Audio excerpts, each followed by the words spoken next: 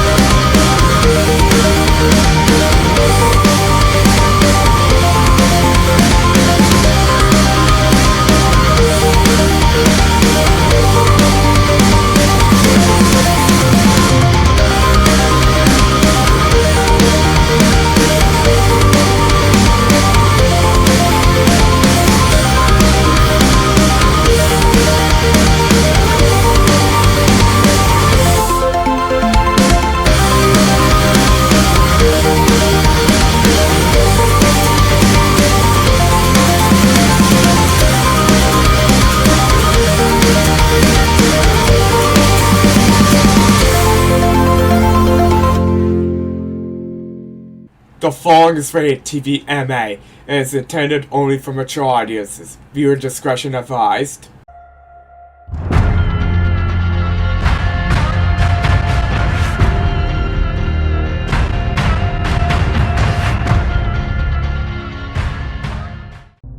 Hey, welcome back to Talk Radio, the show where we pull thoughts out of the ordinary and give them a little tug. Just see what happens. I'm your host, Jonathan Riley, and yep, it's that time again. It's Wedgie Wednesday, baby. Today is Wednesday, April 16th, 2025. A day like any other, except today. Today we're strapping a parachute to our palate and free-falling into flavor territory that's equal parts fascinating and feral. But before we dive fork first into the madness, let's do a quick vibe check. We are 106 days into 2025. Can you believe that? That's 15 weeks in one day. Or if you're feeling dramatic, which, let's be honest, we absolutely are today, that's 2,544 hours, 152,640 minutes, and 9,158,400 seconds already ticked away this year. Poof. Gone. Just like that half-eaten snack you swore you'd finish, but now it looks like a science project in the back of your fridge. Time flies when you're podcasting, huh? And get this. Drum roll, please. This is season 2, episode 69. Yeah, I know what you're thinking. Nice. But don't get too comfy, friends, because today we're serving up a little something different and a little something off the menu. We're talking international eats that'll have your eyebrows doing the wave, freaky flavor combos that somehow work or maybe absolutely don't, and food trends so outrageously bizarre they toe the line between genius and gastrointestinal betrayal. Some dishes sizzle, some slither, some make you question your life choices after just one bite. From crunchy critters to fermented mysteries, from the delightfully daring to the downright unhinged, this episode is not for the faint of heart or a faint of stomach. So whether you're a culinary devil or culinary daredevil, a couch-bound foodie, or just here for a ew factor, buckle up, grab a bib, maybe a bucket. It's about to get deliciously disturbing. Let's dive in. Today's episode is called Strange Foods, Tasting the Odd and Unusual. And let me tell you, we're not just talking about pickles on pizza or pineapple in your chili. We're going way off the beaten culinary path. So grab your imaginary passport, maybe a barf bag just in case, and let's hop on a metaphorical flight around the world to sample some of the weirdest, wildest eats this planet has to offer. And remember, what looks like a horror movie prop to you might be comfort food to someone else. Let's kick it off with a stop in the cold, rugged beauty of Iceland, where locals brave icy winds and even icier flavors. Hikari, aka fermented shark. Now, this isn't your average seafood. This is Greenland shark. And here's a fun fact. It's actually poisonous when fresh. But the Icelandic people, ever resourceful, figured out how to make it edible. How? By burying it underground for weeks, sometimes months, to ferment. Then it's dug up, sliced, and air-dried until it reaches a stage that can best be described as acquired taste. People say it smells like a mix of bleach and blue cheese, and tastes like chewing on rubber gloves soaked in ammonia. Tastes like tradition. But for Icelanders, Hikari is more than just food. It's a symbol of survival and national pride, often washed down with a shot of Brennivin, their signature schnapps. It's not just a dish, folks, it's a rite of passage. Next stop, the Philippines. And if you've heard of balut, you probably already have a strong opinion. But before you judge, let's break it down. Balut is a fertilized duck egg, typically incubated for 14 to 21 days before being boiled and eaten. Yep, there's a partially developed embryo inside. Now, here's where it gets interesting. You crack it open, sip the broth, which is rich and salty, kind of like a savory soup. Sprinkle a little salt, maybe a touch of chili and vinegar, and then dive in. To some, this might be a hard no. To Filipinos, it's a rich, flavorful snack that's sold by street vendors in cities and towns across the country, shared among generations. It's high in protein, believed to boost stamina, and wait for it, considered an aphrodisiac by some. Sure, it might look extreme, but to millions, it's comfort food, tradition, and above all else, it's home. Now let's head to Cambodia, where one of the most infamous street foods crawled its way from survival necessity to snack time sensation: deep-fried tarantulas. These 8-legged treats became a source of nutrition during the Khmer Rouge regime when food was scarce. People had to get creative, and it turns out spiders are surprisingly high in protein. So what started as a survival food has now become a delicacy, and dare I say, a bit of a tourist attraction. Today you'll find vendors frying them up to crispy perfection, legs and all. They're seasoned with salt, sugar, and garlic, and sometimes paired with a spicy chili dip on the side. The legs are crunchy, and the abdomen soft, surprisingly meaty. Terrifying, maybe. Tasty, apparently so. And for tourists, well, it's either major bragging rights or a gag-worthy moment caught on camera. Either way, it's all the content. So, whether it's fermented shark in the Arctic, duck eggs in Manila, or spiders in Phnom Penh, these strange eats aren't just about shock value. They're rooted in history, necessity, and culture. They carry stories, they carry resilience, and yeah, sometimes they carry a bit of a funk.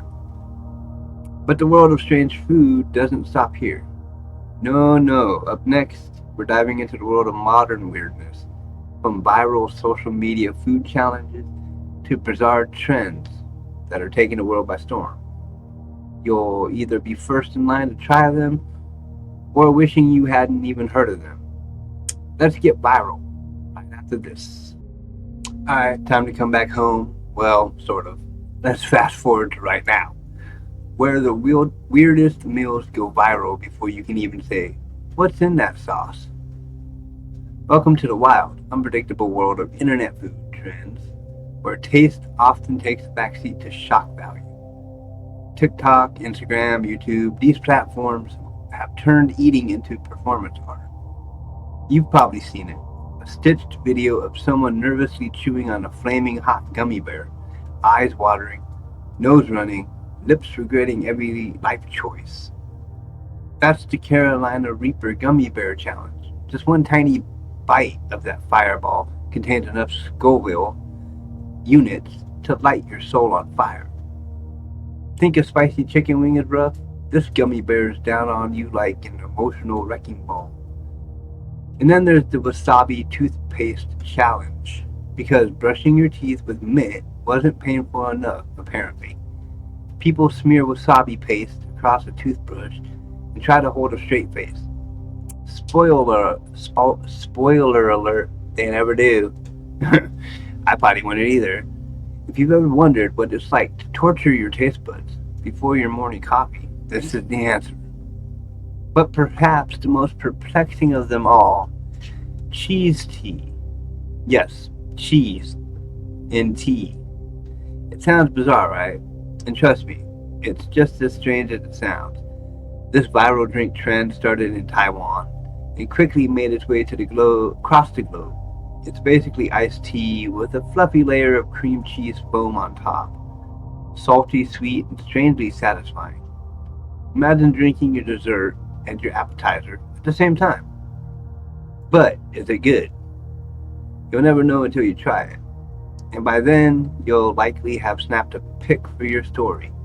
Hashtag Cheese Tea Challenge. Now, just when we thought we'd reached peak foodie weirdness, We have the butterboard. But wait, this isn't your average butterboard. No, no, no. Insects have joined the party. That's right. Bug-infused butterboards are creeping into the spotlight. We're talking sourdough smeared with roasted cricket, compound butter, or garnished with crispy mealworms. It's not just a survivalist snack anymore, folks. It's a brunch centerpiece. And honestly, it looks kind of fancy. Like, it's fancy in a way that makes you question everything about modern life, while also wanting the person who takes that first bite. But here's the real question. Why are we doing all this? Why are we intentionally choosing to eat things that sting, wiggle, or set our mouths on fire? Because in today's world, food isn't just fuel, it's performance, it's identity, it's clickbait with calories. We chase these culinary curveballs for the thrill, for the reaction, for the oohs and uhs, for that perfect reaction shot, for the likes, the reposts, the bragging rights. Yeah, I ate that. I survived. How about you? It's about connection, chaos, and curiosity, and honestly, a little bit of fun. Because sometimes what's on the plate matters less than what happens after the bite. And sometimes it's less about whether the food tastes good and more about how many people are going to watch you eat it. That's just the reality of the age we live in. Welcome to the food show era, people. Once again, interruptions, sorry.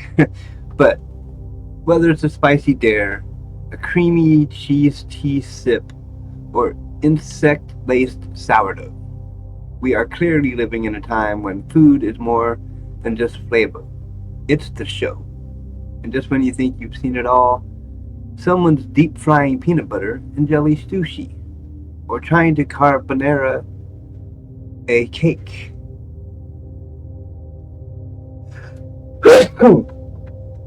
Seriously, we've seen it, and we're sure there's a YouTube video of it out there somewhere right now. Coming up next, a rapid fire list of the weirdest foods we haven't covered yet, aka the bonus round. Stick around for a quick bites, weirdo edition. Alright, before we wrap up this weird and wonderful food tour, let's hit you with a rapid fire round of honorable mentions, aka the foods that didn't make the main menu, but still deserve a moment in the culinary spotlight. Here we go. Quick bites, weirdo edition. First up, casu marzu, from the beautiful island of Sardinia. This one's a delicacy and a dare. Casu marzu is a traditional sheep's milk cheese. With a twist, it's intentionally infested with live maggots. Yet, you heard that right. Wiggling, jumping little larvae that break down cheese fats and give it a creamy, almost spreadable texture. You're essentially getting a flavor-packed bite of maggot-aged goodness. Some say it's bold, tangy, and unforgettable. Others say they'd rather forget. Fun fact, it's technically illegal in the EU, but you can still find it if you know the right Sardinian shepherds. Nothing says underground food scene like illegal maggot cheese. Next, century eggs from China, also known as 100-year eggs or preserved eggs. But don't worry, they're not actually a century old. These beauties are preserved for a few weeks to a few months in a mixture of clay, ash, and salt. The result, a black, gelatinous egg white and a greenish-gray yolk that's rich, funky, and totally unlike anything you've ever had for breakfast. The flavor, imagine a savory custard with a whisper of sulfur. It's a texture thing. It's a taste thing. It's a tradition. Century eggs are often served as an appetizer in Chinese cuisine, but they're definitely not for the faint of heart or the unadventurous. If you're feeling bold, give them a try with some pickled ginger and a soy dipping sauce to balance things out. Or you could just Instagram it for the shock value. And finally, Rocky Mountain oysters. Sounds fancy, right? like something you dip in cocktail sauce at a seaside resort. But here's the twist. They're not oysters. They are bull testicles. Yep, deep fried, breaded, and served up hot across parts of the American West. It's a cowboy snack, a rodeo rite of passage. Surprisingly, some folks say they taste like chicken nuggets with a little extra bounce. For the adventurous eater looking to try something a bit outside the box, Rocky Mountain oysters are a rite of passage. Maybe it's the fried crunch or the salty flavor. Either way, it's an experience. The question is, are you brave enough to go for the bite? So there you have it. 3 more strange bites to add to your maybe someday or never in my life list. Whether you're team I'd try that or team absolutely not, the truth is these foods all have stories. They're about culture, survival, tradition, and sometimes just plain curiosity. So the next time you find yourself face to face with something that makes you question your life choices, remember, weird isn't bad. It's just different. And hey, it could make for a great story down the road. Stay hungry, stay curious, and remember, not all food is meant to be understood. Some of it's just meant to be experienced. We've got one last bite coming up, so don't go anywhere. Final thoughts.